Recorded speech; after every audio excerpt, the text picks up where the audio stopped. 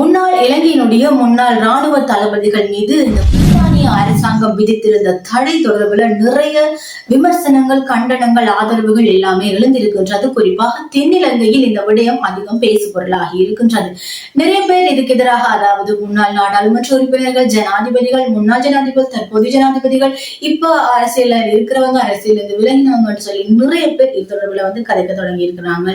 என்னன்னு சொல்லி பாத்தீங்கன்னா, அதாவது முன்னாள் ராணுவ தளபதிகளான சவேந்திர சில்வா, ஜெகத் ஜெயசூரிய, வசந்த கர்நாகோட மற்றது இந்த விடுதலை புலிகள் அமைப்பில இருந்து விலகி போய் மகிந்த தரப்பில இருந்து பணிபுரிந்து கருணா அன்மான் உள்ளிட்ட 4 பேருக்கு பிரித்தானிய அரசுல தடை விதிக்கப்பட்டிருந்தது.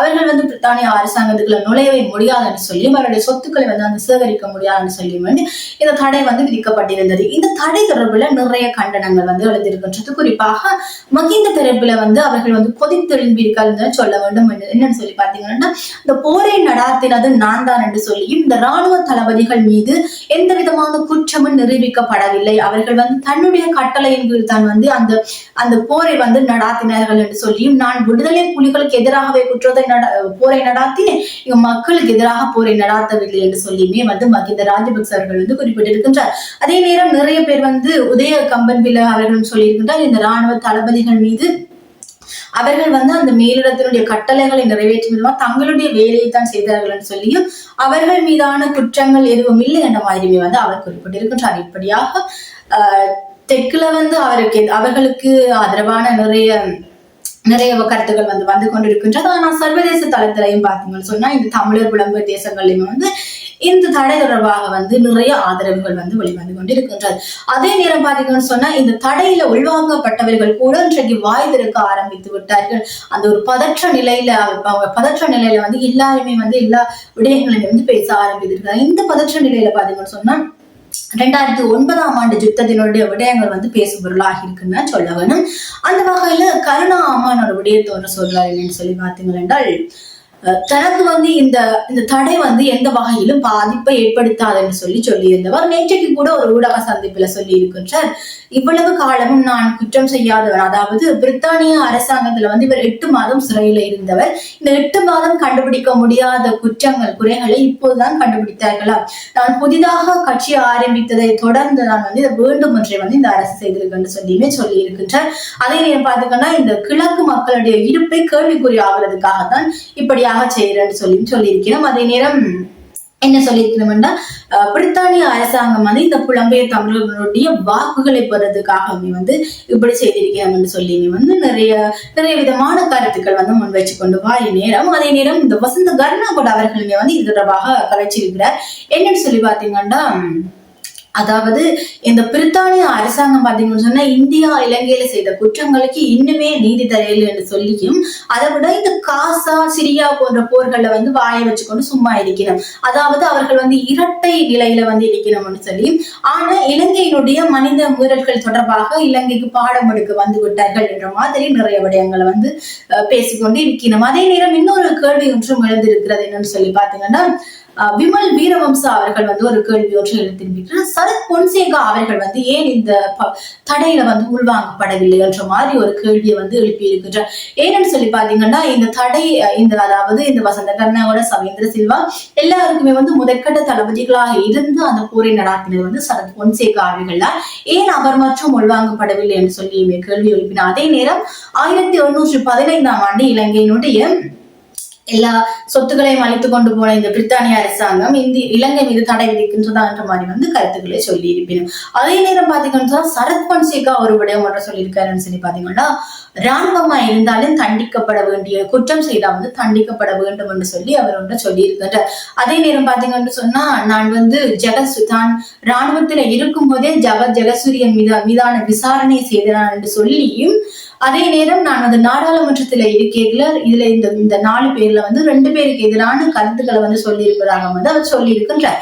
அதே நேரம் இந்த சவேந்திர சில்வா அவர் எந்தவித குற்றமும் செய்யவில்லை என்று சொல்லி நான் சொல்ல முடியாது என்று சொல்லி அந்த 4 பேர் மீது குற்றத்தை சுமத்தி தான் எஸ்கேப் ஆற மாதிரி நிறைய விடயங்களை சொல்லி இருக்கின்றார். அதாவது குறிப்பிட்ட அந்த 3 தளபதிகள் மீதுமே தான் குற்றத்தை சுமத்தி இருக்கின்றார். இவர் தான் சரத் பொன்சேகா அவர் தான் குற்றமற்ற புனிதமானவன் என்று அந்த செய்தியை சொல்லி தான் இதுல இருந்து விலகிற மாதிரி ஒரு ஃப்ரேம் ஒன்றை வச்சிருக்கின்றார். இப்படி இருக்கையில ஒரு விடயம் ஒன்று இன்றைக்கு ஒரு முக்கியமான செய்தியாக என்னன்னு சொல்லி பாத்தீங்கன்னா, மகிந்த ராஜபக்ச அவர்கள் தொடர்பாக அவருடைய மகன் நாமல் ராஜபக்ச அவர்கள் ஒரு செய்தி ஒன்றை சொல்லி இருக்கின்றார். என்னன்னு சொல்லி பாத்தீங்கன்னா, தன்னுடைய தந்தை, அதாவது தன்னுடைய தந்தையுடைய தூக்கத்தை கலைத்த அல்லது அவருடைய நிம்மதியை குலைத்த ஒரு செய்தியாக அவர் விடயத்தை சொல்லி இருக்கின்றார். என்னன்னு சொல்லி பாத்தீங்கன்னா, பாலச்சந்திரன் அவர்களுடைய இறப்பு செய்தியை கேட்டு மகிந்த ராஜபக்ச அவர்கள் நித்திரையில இருந்து அந்த செய்தியை கேட்டு கலங்கினார் என்று சொல்லியும், அதே நேரம் பாத்தீங்கன்னு சொன்னா அந்த செய்தி அவருக்கு சங்கடத்தை ஏற்படுத்தியிருந்தும், ஏன் இப்படியெல்லாம் நடக்கின்றது என்று சொல்லி அவர் வருத்தப்பட்டதாகவும், அதே நேரம் இந்த மகிந்த ராஜபக்ச அவர் தன்னுடைய தந்தை மிகவும் இரக்க குணம் கிடைத்தவர் என்று சொல்லியும், அதால அவர் சரியான கவலைப்பட்டவர் என்று சொல்லி நாமல் ராஜபக்ச அவர்கள் ஒரு கருத்தொன்றை சொல்லி இருக்கின்றார். உண்மையிலேயே எனக்கு சொல்லேக்குள்ளேயே சிரிப்பு வர மாதிரி இருக்குது. ஏன்னு சொல்லி பாத்தீங்கன்னா, அந்த மகிந்த ராஜபக்சவனுடைய கோர முகம் என்ன ஒவ்வொரு தமிழர்களுமே மறக்க முடியாது, மன்னிக்கவும் முடியாது. இந்த போர்க்களத்துல போர் நடக்கைக்கு இவ்வளவோ கர்ப்பிணி தாய்மார்கள், பெண்கள், குழந்தைகள், சிறுவர்கள் என்று சொல்லி இவ்வளவு பேர் இந்த போர்ல செத்து கொண்டிருக்கிறார்கள். பட்டினியால் எத்தனையோ பிள்ளைகள் செத்து கொண்டிருக்கின்றது. கிட்டத்தட்ட 4 லட்சம் பேரை வரை அந்த யுத்த இறுதி களத்துல இருந்தார்கள். ஆனால் மகிந்த ராஜபக்சர்கள் 70,000 பேருக்கு தான் உணவு அனுப்பியிருப்பார். அப்படி பட்டினியாலேயே நிறைய பேரை கொண்டிருப்பார். அதே நேரம் சர்வதேசத்தில இருந்தும் புலம்பெயர் தேசங்கள்ல இருந்தும் இந்த போரை நிறுத்த சொல்லி கைகூப்பி கேட்ட தருணங்கள் கூட, நான் இந்த பயங்கரவாத விடுதலை புலிகளுக்கு எதிராகத்தான் போரை நடாத்துறேன் என்று சொல்லி இருமாப்புடன் என்று போரை நடாத்தினவருக்கு அந்த பாலச்சந்திரனுடைய செய்தி கேட்டு மன வருத்தம் ஏற்பட்டதாக நாமல் ராஜபக்சர்கள் சொல்லியிருக்கிறார். அதை விட இன்னும் ஒரு முக்கியமான விடயம் ஒன்றையும் சொல்லி இருக்கிறார் சொல்லி பாத்தீங்கன்னா, எல்லாரும் நினைக்கிறீங்கம்மா இந்த பாலச்சந்திரன் கொலை மீது மகிந்த தரப்பு மீதும் இலங்கை மீதும் சர்வதேசம் குற்றம் சாட்டுதுன்னு சொல்லி, உண்மையா அதுல தங்களுக்கு எந்தவித சம்பந்தமும் இல்லை என்று சொல்லி இருக்கின்றார். அது உண்மையிலேயே தவறுதலாக நடந்த ஒரு துப்பாக்கி சூடு என்று சொல்லி இருக்கின்றார். உண்மையிலேயே அந்த முழு பூசணிக்காய சோத்துக்குள்ள மறைக்கிற அந்த விடயங்களை இவங்கள்ட்ட, இந்த அரசியல்வாதிகள்ட்ட இருந்துதான் கற்றுக்கொள்ள வேண்டும்.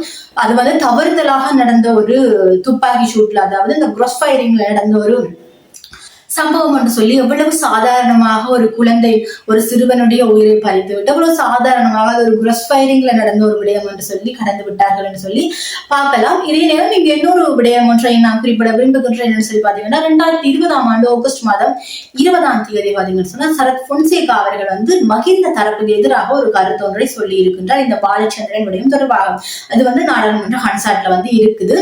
என்னன்னு சொல்லி பாத்தீங்கன்னா, இந்த பாலச்சந்திரன் தொடர்பாக ஒரு புகைப்படம் தான் எல்லா இடங்களையும் பார்க்க முடிஞ்சது. சமூக வலைத்தளங்கள் எல்லாராலுமே காணக்கூடிய மாதிரி இருந்தது. என்னன்னு சொல்லி பாத்தீங்கன்னா, அவர் ஒரு பங்கர்லயோ அல்லது ஒரு புதைக்குழிக்குள்ள இருக்கிற மாதிரி அந்த சாரத்தை போத்தி கொண்டு புதைக்குழிக்குள்ள இருக்கிற மாதிரி இருந்ததுன்னு சொல்லி சரத் பொன்சேகா அவர் நாடாளுமன்றத்துல கதைக்கிறார். அப்படி இருந்தது. ஆனா அவர் ஒரு தமிழர்களுக்கான ஒரு சாதாரண உடை அணிந்த மாதிரியான தூரத்தில் தான் இருந்தார். ஆனால் இதை தங்களால ஊகிக்க முடியாத அளவுக்கு இருக்குன்னு சொல்லியிருக்காரு. என்னன்னு சொல்லி பாத்தீங்கன்னா, இப்ப பாலச்சந்திரன் அவர் சரணடைந்தார் என்று சொல்லி சொன்னா, அந்த சிறுவனை ராணுவத்திடம் கையளித்தார்கள் என்று சொல்லி சொன்னால், அந்த சிறுவன் ஏன் அப்படியான ஒரு தோற்றத்தில் இருக்க முடியும் என்ற ஒரு கேள்வி எழுந்திருக்கின்றது. இப்படியாக சொன்ன இந்த சரத் பொன்சேகா அவர்கள் இன்னொரு விடயம் ஒன்றையும் சொல்லி இருக்கின்றார். இந்த நாடாளுமன்றிலே அவர் என்ன சொல்லியிருக்காருன்னு சொல்லி பாத்தீங்கன்னா, விடுதலை புலிகளுடைய தலைவர் பிரபாகரனுடைய குடும்பத்துல இப்ப யாருமே உயிரோட இல்லை, அவர்கள் எல்லாருமே இறந்து விட்டார்கள் சொல்லி ஹைலைட்டா இந்த பாயிண்ட் தான் நோட் பண்ணிருக்கிறேன்னு சொல்லி பாத்தீங்கன்னா, இந்த பாலச்சந்திரன் அவர்கள் பாத்தீங்கன்னு சொன்னா விடுதலை புலிகளுடைய சிறுவர் படையினுடைய முக்கிய கட்டளை அதிகாரியா இருந்திருக்கிறார் சொல்ல முடிந்தது. ஒரு குற்றம் ஒன்றை அந்த சிறுவன் மீது சுமத்தி இருக்கின்றார். உண்மையா எதிரியாக இருந்தாலும் ஒரு கண்ணியமான குற்றச்சாட்டு வேணும். அந்த சிறுவனை கட்டளை அதாவது முக்கியமான கட்டளை அதிகாரியாக இருந்திருக்காருன்னு சொல்லி நாடாளுமன்ற அவர் சொல்லி இருக்கின்றார். அப்படி சொன்ன இவர் தான் இப்படியும் சொல்லி இருக்கிறாருன்னு சொல்ல முடியும். இப்படி மகிந்த தொடர்பான ஒரு நியாயப்பாட்டை நாமல் ராஜபக்ச வைத்ததுக்கு என்ன காரணம் அப்படின்னு சொல்லி நாங்கள் ஆராய வேண்டிய ஒரு தேவை இருக்கிறது. என்னன்னு சொல்லி பாத்தீங்கன்னா, இப்ப எல்லாருமே பேசு பொருளாகி இருக்காங்க. இப்ப பிரித்தானிய அரசாங்கம் தடை விதித்திருக்கின்றது, கனடா தடை விதித்திருக்கின்றது, அதே நேரம் அமெரிக்க அரசாங்கம் கூட தடை விதித்திருக்கின்றது. ஆக ஆஸ்திரேலியா இந்தியாவில கூட இது தொடர்பான தடை விதிக்கப்படலாம் என்று சொல்லி எதிர்பார்க்கப்படுகின்றது. ஐக்கிய ராஜ்யம் வந்து இது தொடர்பாக தடை விதிக்கப்படும் சொல்லி எதிர்பார்க்கப்படுகின்றது. ஆக எல்லா நாடுகளிலுமே வந்து தடை விதிக்கப்பட்டால் இவர்களுடைய நிலைமை என்னாகும் என்ற ஒரு கேள்விக்குறி எழுந்திருக்கின்றது. ஆக அனுர தரப்புல வந்து இப்ப சர்வதேசம் மூலமாக சட்டங்கள் மூலம் இவர்கள் தண்டிக்கப்பட்டால் அனுர கூட பேசாமல் இருக்க வேண்டிய ஒரு நிலை ஏற்பட்டால் தங்களை தாங்களே நிரூபிக்க வேண்டிய ஒரு கட்டத்துல தான் வந்து இவர்கள் வந்து இப்படியான செய்திகளை வந்து சொல்லிக் கொண்டு இருக்கணும். தங்களை நியாயப்படுத்துறதுக்கான நிறைய விடயங்களை வந்து வெளியிட்டுக் கொண்டு இருக்கணும். அதுக்காக அனுர தரப்புல வந்து இது தொடர்பான எந்த ஒரு தொடர்பும் இல்லை என்று சொல்லி எங்களால் வந்து உறுதியாக சொல்லவே முடியாது. அந்த யுத்தம் நடந்த நேரங்கள்ல வந்து இவர்கள் எதிர்கட்சி தலைவராக இருந்தாலும் கூட இவர்களுமே வந்து யுத்தத்தில் பங்குடையவர்கள் சொல்லி நிறைய செய்தி ஊடகங்கள்ல வந்து பார்க்கக்கூடிய மாதிரி இருக்கின்றது. உண்மையிலேயே இது தொடர்பாக சொல்ல போனோம்னு சொன்னா இந்த யுத்தம் வேண்டுமென்றே வந்து நிறைய மக்களை வந்து தமிழ் மக்கள் மீதான வன்மம் அந்த துவேசம் எல்லாவற்றையும் வந்து மக்கள் மீது வந்து காட்டியிருக்கணும். அதே நேரம் இந்த யுத்த காலத்துல ஒரு குழப்பம் நிலை இருந்தது. அதாவது ஜனாதிபதியாக இருக்கட்டும் சரி, அந்த நேரம் பாதுகாப்பு அமைச்சராக இருந்தவராக இருக்கட்டும் சரி, அதை விட பாத்தீங்கன்னு சொன்னா இந்த ராணுவ தளபதிகள் சொல்லி எல்லாரும் சொன்ன கட்டளைகள்ல ஒரு குழப்பம் ஏற்பட்டு இந்த ராணுவ தளபதிகள் பாத்தீங்கன்னு சொன்னா இந்த தமிழ் மக்களை வந்து பல்லாயிரக்கணக்கான தமிழ் மக்கள் மீது வன்மம் சித்திரவதை கொடுமைகளை செய்தார்கள் என்பது வந்து உண்மையா மறுக்க முடியாத ஒரு விடயம் என்று சொல்லித்தான் சொல்ல முடியும். இது தொடர்புல அனுர அரசு எந்த விதமான கருத்துக்களையுமே வந்து வெளியிடவில்லை. வெளியுறவு அமைச்சர் மாத்திரம் ஒரு கருத்தொன்றை சொல்லியிருந்த இது அதாவது பிரித்தானிய அரசாங்கம் ஒருநிலைவாதமாக இந்த முடிவை எடுத்திருக்குன்னு சொல்லி இருந்தார். உண்மையா என்ன நடக்க போது இதோட விட சர்வதேசம் நிச்சயமாக தலையிட வேண்டும். சர்வதேசத்துல இருந்து வந்து அழுத்தம் ஏற்படும் போதுதான் இதுக்கான தண்டனைகள் வந்து நிச்சயம் கிடைக்கப்படும். இவர்கள் உண்மையிலேயே இலங்கைக்குள்ளேயே முடக்கப்படுவார்களா, இவர்களுக்கு இலங்கைக்குள்ள வந்து தண்டனை வழங்கப்படுமா என்று சொல்லி நாங்கள் பொறுத்திருந்து பார்ப்போம். இது தொடர்பான மேலுமான விடயங்கள் கிடைக்கப்பெறும் போது நான் அது தொடர்பான இற்றைப்படுத்தல்களை உங்களுக்கு செய்யறதுக்கு தயாராக இருக்கிறேன் என்று சொல்லிக்கொண்டு நான் இன்னும் ஒரு காணொலியில நான் உங்களை சந்திக்கிறேன். நான் உங்களுடைய சுவன்.